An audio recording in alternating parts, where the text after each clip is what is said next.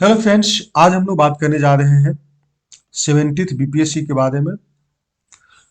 इसमें हमारा mains section में तीन पेपर हम लोग जानते हैं मुख्य रूप से होता है GS paper one, GS paper two और एशियन। आज हम लोग बात करने जा रहे हैं GS paper one. GS paper one में भी तीन सेक्शन होता है, हिस्ट्री, करंट अफेयर्स और तीसरा होता है स्टैटिस्टिक्स, जिसका कि हम लोग सेक्शन वन की बात कर रहे हैं, मतलब कि हिस्ट्री एंड कल्चर। इसके बारे में आज हम लोग बात करेंगे। इसके कई सारे एस्पेक्ट्स को हम लोग कवर करेंगे। क्वेश्चन किस प्रकार का पूछा जाता है, किस प्रकार इसको आंसर लिखना चाहिए, कौन कौन से इसके बुक्स वगैरह है जिसको पढ़ना चाहिए, कैसे इसका स्ट्रेटजी अपनाना चाहिए प्रिपरेशन का, इन सब चीज़ों के बारे में हम लोग बात करते हैं। मैं अपने बारे में बता दूं, मेरा नाम है निरंजन सुमन। बीपीएससी 62 में सिलेक्शन हुआ था। मैं बिहार रेवेन्यू सर्विसेज में मैं कार्यरत हूँ। तो चलिए स्टार्ट करते हैं। आर्ट एंड कल्चर की बात करें तो हम लोग सबसे पहले आर्ट एंड कल्चर में ही देखते हैं। आर्ट एंड कल्चर में हम लोग जानते हैं कि मूल रूप से तीन टॉपिक होता है, पाल आर्ट, पटना कलम और मॉडर्न आर्ट। तो हम लोग अगर इसकी बात करें तो पाल आर्ट में क्या पूछा जाता है, पाल कला का कैरेक्टरिस्टिक्स, कैसे इसका स्टार्ट हुआ और कैसे इसका अंत हुआ। पटना कलम का भी उसी तरह से पूछा जाता है कि इसका शुरुआत कैसे हुआ और इसका भी अंत कैसे हुआ। मॉडर्न कला जो है, इसका डिटेल क्वेश्चन पूछा जाता है। मॉडर्न का दो तीन डायमेंशन में आपको क्वेश्चन मिलेगा। इसी कारण मॉडर्न आर्ट को आप डिटेल में कीजिएगा, ये मतलब फुल क्वेश्चन अकेले पूछा जा सकता है। पाल आर्ट पटना कलम आजकल देखा जा रहा है कि क्वेश्चन शॉर्ट नोट्स में इसको इस्तेमाल किया जा रहा है, मतलब कि 10 नंबर 12 नंबर के इस तरह का चीजों में, 8 नंबर 7 नंबर की चीजों में इस्तेमाल किया जा रहा है। मॉडर्न आर्ट आपका फुल क्वेश्चन कवर करेगा, तो इसको ध्यान में रखिएगा कि मॉडर्न आर्ट के कई सारे डायमेंशन है, उन सबको कवर कीजिएगा। इससे रिलेटेड जो है पाल आर्ट, पटना कलम आर्ट और मॉडर्न आर्ट से संबंधित जो ऑलरेडी जो इस चैनल पे पहले से वीडियो डाला हुआ था, उसको आप लोग का लिंक दे दिया जाएगा। उसी में कुछ डाटा अपडेट करके आप बहुत अच्छा से प्रिपरेशन कर सकते हैं, और मैं उसके साथ नया नया अपडेट करके उसी को फिर से रिवाइव करते हुए आपको एक अच्छा से प्रेजेंट किया जाएगा। ये तीनों आर्ट को कैसे लिखा जाए, हिंदी और इंग्लिश मीडियम में दोनों का है। अब हम लोग बात करते हैं ये तीनों आर्ट के बाद में क्या आता है, गांधीयन थॉट्स। तीन आर्ट है, उसके बाद में तीन थॉट्स आते हैं। गांधीयन थॉट्स, रविंद्रनाथ टैगोर के उनके विचारधारा के बारे में पूछा जाएगा क्वेश्चन, कैसे बिहार की राजनीति में प्रभावित किया, भारत की राजनीति में प्रभावित किया। और उसके बाद में आता है तीसरा, नेहरू थॉट। तो तीन आर्ट, पाल, पटना, मौर्यन, और तीन हमारा जो थॉट्स है, गांधी जी का, रविंद्रनाथ टैगोर जी का और नेहरू जी का, ये तीनों का विचारधारा को भी आपको प्रॉपर अच्छा से तैयारी करना होगा, तब जाके आपका तैयारी कंप्लीट होगा। अब हम लोग बात करते हैं आगे की ओर, नेशनल मूवमेंट। अब नेशनल मूवमेंट से फुल क्वेश्चन रहता है, आपको दो क्वेश्चन नहीं तो एक क्वेश्चन। देखिए टोटल जो जो भी क्वेश्चन होते हैं, जनरली 5 क्वेश्चन होते हैं, उसमें से आपको 3 क्वेश्चन को बनाने होते हैं।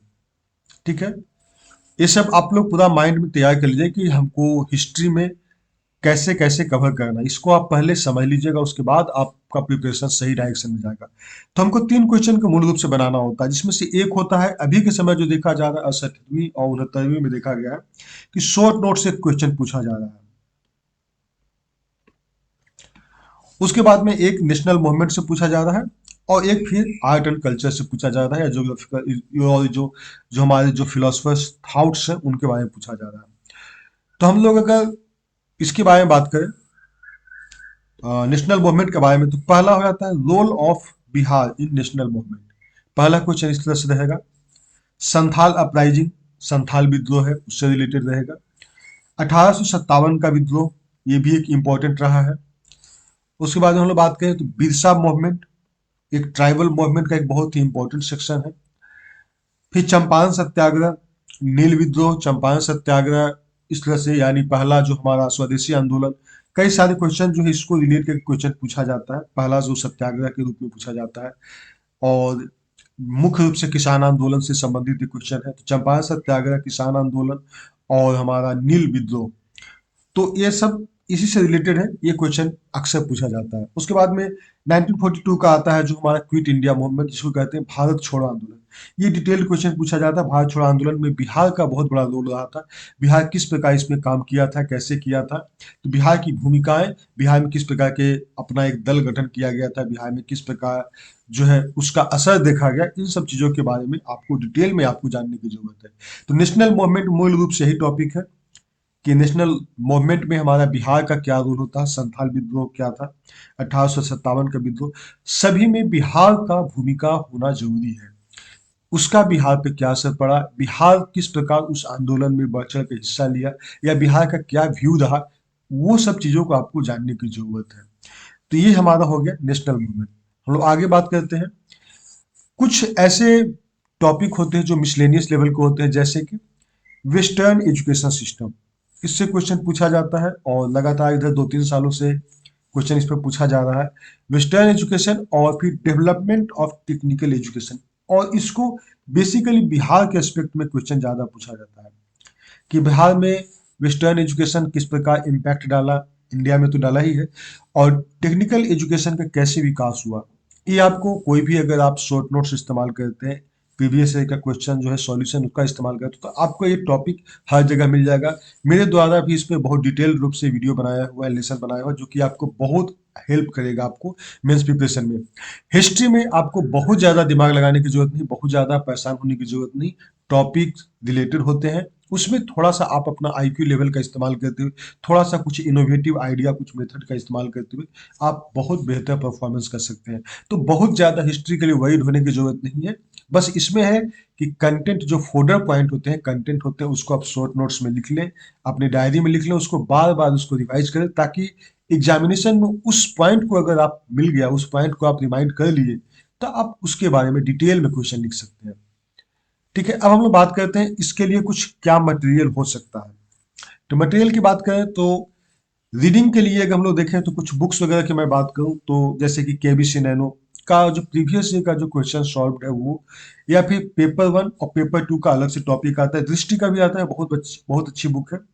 बिपिन चंद्रा का आप हिस्ट्री के लिए पढ़ सकते हैं। एनसीईआरटी बुक्स भी आप पढ़ सकते हैं। इम्तियाज अहमद का बुक पढ़ सकते हैं।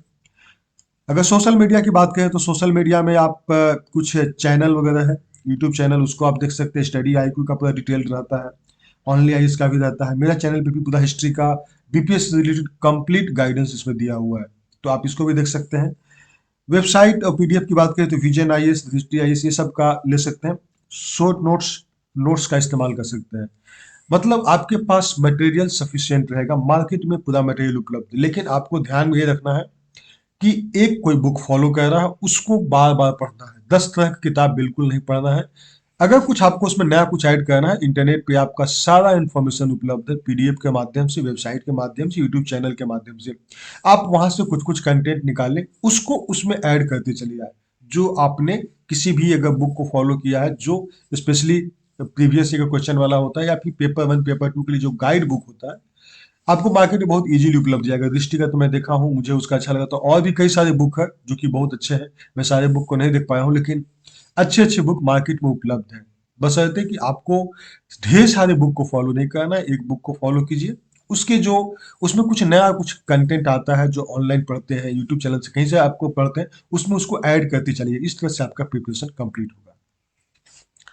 हम लोग अब बात करते हैं कि प्रीवियस ईयर का क्वेश्चन के बारे में। तो प्रीवियस ईयर का क्वेश्चन आप देख रहे हैं कि हिस्ट्री में 3 सेगमेंट पूछा जा रहा है। Short notes, national movement, art and culture. ये हम बात कर रहे हैं 68th का। 68th अगर बीपीएससी की बात करें तो उसका क्वेश्चन अगर हम लोग देख लें तो आपको समझ में आ जाएगा कि इसमें किस प्रकार का क्वेश्चन पूछा गया था। तो पहला देखें तो पहला पूछा गया था शॉर्ट नोट्स। शॉर्ट नोट्स जिसमें कि सभी का अलग अलग मार्किंग था, किसी का 8 नंबर था और किसी का 7 नंबर भी था। मतलब 3 क्वेश्चन था 8-8 नंबर का, और 2 क्वेश्चन था 7-7 नंबर का। इस तरह से क्वेश्चन पूछा गया था। आपको इसमें देखेंगे कि जो शॉर्ट नोट्स की बात किया जा रहा है, संक्षिप्त टिप्पणी, इसमें आपको 5 क्वेश्चन दिया गया है और आपको पांचों क्वेश्चन का जवाब देना। आप किसी को स्किप नहीं कर सकते हैं। तब आप पहले के समय जो प्रिपरेशन होता था, उस समय होता था कि सिलेक्टिव क्वेश्चन को छांटते थे, उसको पढ़ते थे, और एक गेस क्वेश्चन बहुत हद तक, मैंने भी जब गेस किया था 56, 59, 60, 62 या फिर 53, 55 के समय, तो लगभग सारे क्वेश्चन जो है फिट बैठ जाते थे। अभी के समय में गेस करना बहुत मुश्किल हो गया है, क्योंकि बीपीएससी अपने पैटर्न में लगातार बदलाव करते जा रही है, और वो चाह रही है कि जो कोचिंग संस्थान है वो मेरे पैटर्न को पकड़ नहीं सके। ठीक है, कोचिंग संस्थान नहीं पकड़ सकते, लेकिन एज ए स्टूडेंट आप चूंकि पढ़ाई कर रहे हैं, आप उसकी बहुत सारे डायमेंशंस को देख रहे हैं, तो आपके दिमाग में रहना चाहिए कि क्वेश्चन किस प्रकार से होता है, और आपका ओवरऑल तैयारी होना चाहिए। आप किसी को छांट के अगर करते हैं तो आप एक बहुत बड़ा मिस्टेक कर रहे हैं, अब आप फाइनल सिलेक्शन से वंचित रह जाएंगे। जैसे कि इसमें देखें तो भारत सरकार अधिनियम 1858, बिरसा मुंडा, इंडिगो विद्रोह जिसको हम लोग चंपारण सत्याग्रह भी कहते हैं, और पटना कलम चित्रकला, और प्राचीन काल में पूर्वी भारत में गुफाओं का विकास। अब देखिए यदि पांचों क्वेश्चन में देखेंगे तो पांचों पांच एरिया को कवर किया है, मतलब हिस्ट्री के लगभग सारे सेक्शन को कवर कर लिया शॉर्ट नोट्स में। मतलब इसमें से अगर कोई क्वेश्चन आप छूट जाता है यानी 7 नंबर, 10 नंबर, 14 नंबर का आपका लगातार नुकसान हो सकता है। इस कारण शॉर्ट नोट्स में मतलब कि आपको प्रत्येक टॉपिक का एक बेसिक आइडिया होना जरूरी है। बेसिक आइडिया में आपको बेसिक पॉइंट्स जो है आपको माइंड में रखने की जरूरत है ताकि आप उस पर लिख सकें। उसके बाद में हम लोग बात करें, पहला क्वेश्चन हो गया।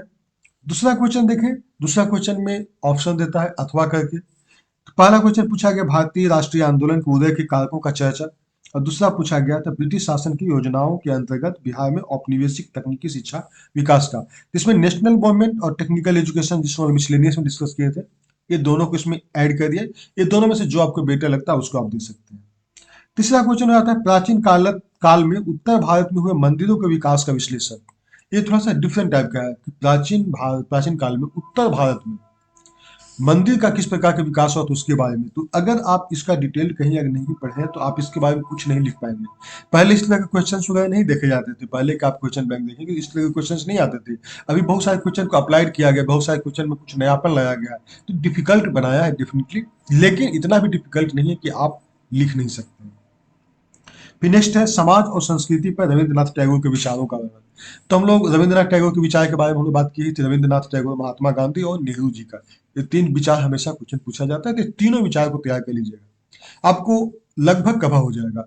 तीनों आर्ट तैयार कर लीजिए, तीनों विचार तैयार कर लीजिए, नेशनल गवर्नमेंट का 7-8 टॉपिक तैयार कर लीजिए, आपका हिस्ट्री पूरा कवर हो जाएगा। कुछ नया अगर आएगा तो उसके पास आपको अथवा का भी ऑप्शन आएगा, तो आप उसको रिप्लेस करके क्वेश्चन को लिख सकते हैं। मतलब क्वेश्चन आपको किसी हालत में नहीं छूटेगा।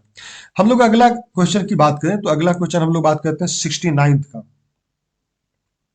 69th मेंस जो है इसमें देखेंगे तो उसी पैटर्न को फॉलो किया, इसमें भी 5 क्वेश्चन पूछा है।